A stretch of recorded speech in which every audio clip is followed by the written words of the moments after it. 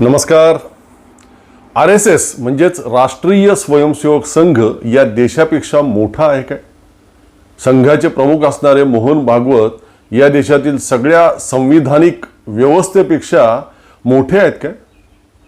आम्ही नाही करणार आमच्या संघाची नोंदणी, आम्ही नाही करणार संघाचं कोणत्याही प्रकारचं रजिस्ट्रेशन, आम्ही नाही देणार कसलेही हिशोब कुणालाही, ही आरेरावी, ही मगरुरी येते कुठून? या देशातील सर्व कायदेशीर व्यवस्था आणि नियमन करणाऱ्या संस्थांना आम्ही जुमानतच नाही, मानतच नाही.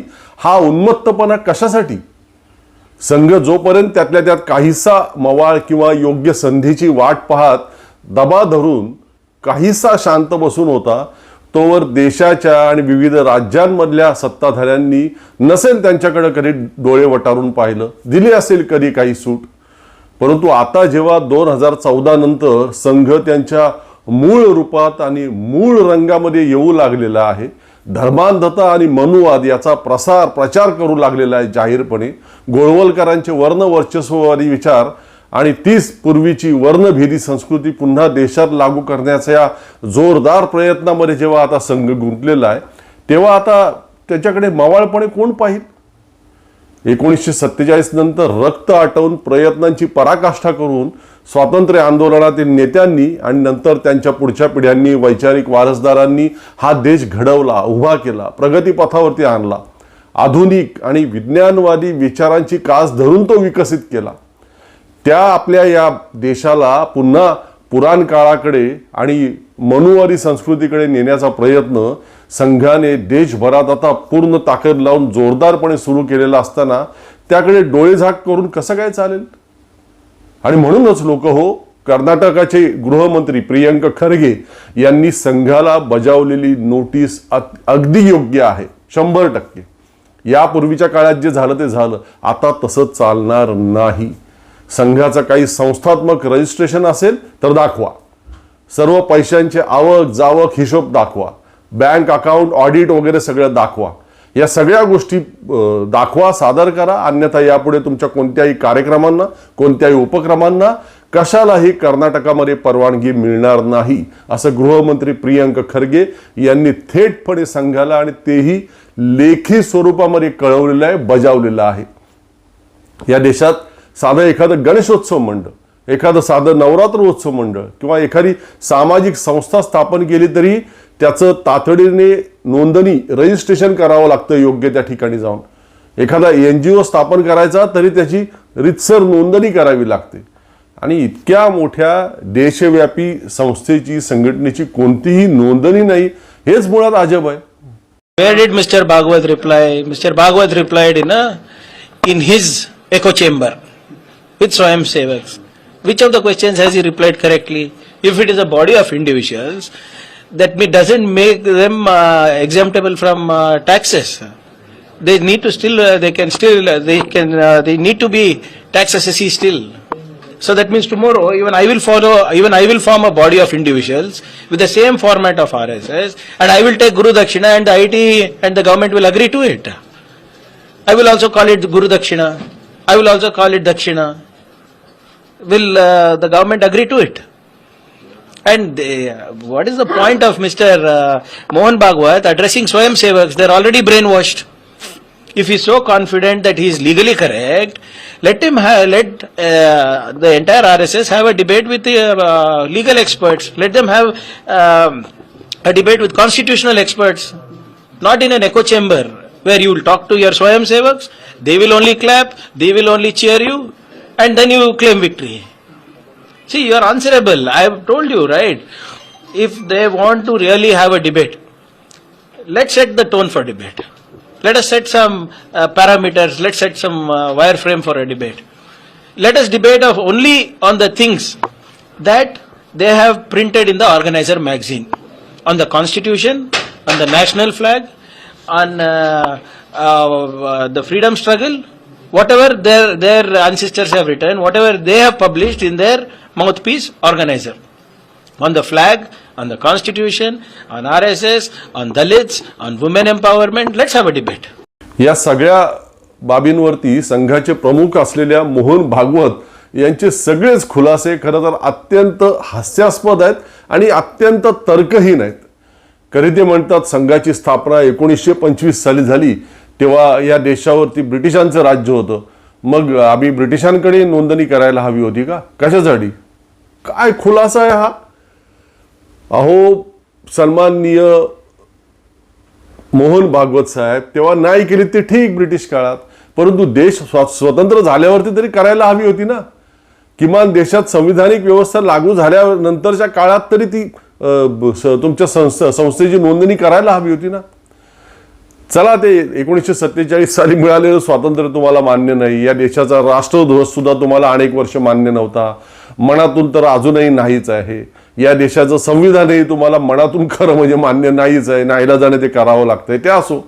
पण आता 12 वर्षांपूर्वी जेव्हा तुमच्या मनातलं स्वातंत्र्य 2014 साली या देशाला मिळालं, त्यानंतर तरी तुम्ही तुमच्या संघटनेची नोंदणी करायला हवी होती ना, RSSची. कधी ते भागवत साहेब म्हणतात की संघ म्हणजे काही विधायक विचारांनी एकत्र आलेल्या व्यक्तींचा समूह आहे, त्याला नोंदणीची गरजच काय? अरे, म्हणजे अनेक सामाजिक संस्था, हजारो लाखो NGOs वगैरे स्थापन होतात, ते काय विधायक विचारांनी एकत्र आलेल्या व्यक्तींचा समूह नसतो का तो? मग समूह नसतो तर काय असतं ते? आणि त्या सगळ्या संस्थांना मग रितसर स्वतःची नोंदणी का करावी लागते, व्यक्तींचा समूह असून सुद्धा? काहीही बोलतात. ते म्हणतात की संघाचे स्वयंसेवक आणि हितचिंतक गुरुदक्षिणेच्या स्वरूपामध्ये संघाला देणगी देत असतात, त्याचा कुणाला हिशोब देण्याची आम्हाला गरजच का? अरे, मग या देशात ज्या लाखो धार्मिक संस्था आहेत वेगवेगळ्या धर्मांच्या, लाखो मंदिरं, मशिदी, गुरुद्वारा, चर्च, त्या सगळ्यांना लोक श्रद्धा भावनेने दान धर्म करीत असतात, देत असतात. मग त्याचा हिशोब त्यांना का द्यावा लागतो त्यांच्या ट्रस्टींना? त्यांच्यावर ते बंधन कशासाठी आहे?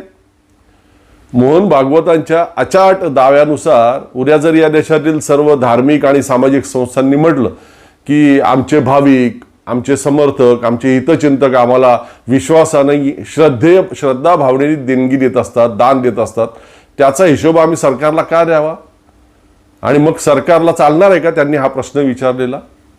आपण काय बोलतोय, त्यामागे काही तर्क आहे का? हे काहीच मोहन भागवतांच्या या वक्तव्यांमधून अगदी कणभर सुद्धा जाणवत नाही.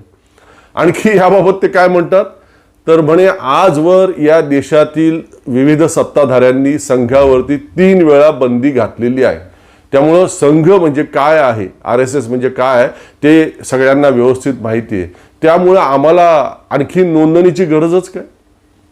हा काय तर्क आहे? आमच्यावरती बंदी घातली गेली होती म्हणजे सरकारच्या दरबारी आमची नोंद आहे, मग आणखी नोंदणी कशासाठी? कोणत्या प्रकारचा तर्क आहे हा सन्माननीय मोहन भागवत साहेबांचा? याही पेक्षा लोक हो अधिक हास्यास्पद असा आणखीन एक तर्क त्यांनी आता काल परवा मांडला. आम्हाला नोंदणी विचारताय म्हणजे RSSला, हिंदू धर्माची तरी नोंदणी कुठे आहे असं आता सन्माननीय मोहन भागवत विचारत आहेत. आता हे तर केवळ म्हणजे हास्यास्पदच नाही तर विचार विवेक सुद्धा डोक्यातला संपलाय की काय असं वाटण्याजोगी परिस्थिती आहे. तुमच्या संस्थेची नोंदणी का नाही हा प्रश्न आहे आणि त्याला उत्तर देताना हे महोदय म्हणतात की हिंदू धर्माची तरी नोंदणी कुठे आहे. काय मग काय म्हणायचं काय या प्रकाराला सांगा? माझ्या मते लोक हो यात कोणत्याही प्रकारचा तर्क वगैरे तर नाहीच, अजिबातच, परंतु आम्ही या देशातील कोणत्याही संविधानिक व्यवस्थेला मानत नाही, जुमानत नाही, हा उन्मत्तपणा फक्त यामागे आहे, दुसरं काहीही नाही. आम्हाला नोंदणी विचारणारे, हिशोब विचारणारे तुम्ही कोण? आम्ही सगळ्यात वरच्या स्थानावरती आहोत, सगळ्यात वरती आहोत, सगळ्याच अर्थाने. आम्ही कुणालाही कसलाही हिशोब किंवा जबाब देणं, खुलासा देणं लागत नाही, हा अहंकार या पाठी आहे, अन्य काही नाही. आणि म्हणूनच कर्नाटकचे मुख्यमंत्री DK शिवकुमार यांच्या सहमतीनेच अर्थात गृहमंत्री प्रियांक खरगे यांनी फुंकलेलं हे रणशिंग अतिशय महत्त्वाचं आहे. आजवर या देशातील काही व्यक्ती एकएकटीपणाने यासाठी भांडत होत्या, परंतु संघ त्यांना फाट्यावर मारायचा. गेल्याच वर्षी नागपूरमधील एक वकील, त्यांचं नाव आता विसरलो मी, त्यांचा ते व्हिडिओ सुद्धा माझ्या फोनमध्ये सेव्ह आहे, त्यांनी माहिती अधिकार कायद्याच्या अंतर्गत संघाच्या नोंदणीबाबत सविस्तर माहिती मागवली. तर लक्षात घ्या लोक, नागपूरमधील एका वरिष्ठ पोलीस अधिकाऱ्याने त्या वकिलाला बोलवून घेतलं आणि हे उद्योग थांबवा असं फरमावलं. हे असं चालायचं. एक एक त्या व्यक्तींना अशा प्रकारे नमवणं, घाबरवणं संघाला सोपं जायचं. मात्र आता यावेळी त्यांची खरी कसोटी लागेल, कारण या देशातील एका राज्याचं सरकार त्यांना जाब विचारते. आणि DK शिवकुमार असोत, प्रियंक खरगे असोत, या सगळ्या लोकांच्या वैचारिक बैठकी अगदी पक्क्या आहेत, मजबूत आहेत. ते काय हे एकनाथ शिंदे किंवा भारतीय जनता पार्टीच्या वळचणीला गेलेल्या महाराष्ट्रातील कनाहीन राजकारण्यांसारखे लोक नव्हेत. त्यांना भारतीय जनता पार्टीने जेलमध्ये टाकलं तरी ते डगमगले नाहीत, अजिबात भाजपपुढे झुकले नाहीत. त्यामुळे संघाला हे प्रकरण नेहमीसारखं सोपं जाणार नाही हे नक्की. एकतर त्यांना नोंदणी करावी लागेल, ऑडिट करून घ्यावं लागेल, या देशातील संविधानिक व्यवस्थेला मान द्यावा लागेल, किंवा मग कर्नाटकातून त्यांना गाशा गुंडाळावा लागेल. यातलं काहीतरी एक निश्चितपणे होईल. गृहमंत्री खरगेंनी 1 महिन्याची मुदत दिलेली आहे संघाला आणि मोहन भागवत यांना. संघाला या देशातील संविधानिक व्यवस्थेविषयी, संविधानाविषयी काही आत्मीयता खरंच आहे किंवा नाही, या देशातील कायदे आणि नियम याबाबत आस्था आहे किंवा नाही, हे सगळंच आता या प्रकरणातून या महिन्याभरामध्ये दिसून येईल. बाबासाहेबांनी दिलेलं संविधान, कायदेशीर व्यवस्था विरुद्ध मनुवाद, भारतीय संविधान विरुद्ध मनुस्मृती, असा हा लढा आहे. पाहूया काय होतंय. आजच्या भागात इथेच थांबतो. पुन्हा भेटू लवकरच. तोपर्यंत धन्यवाद.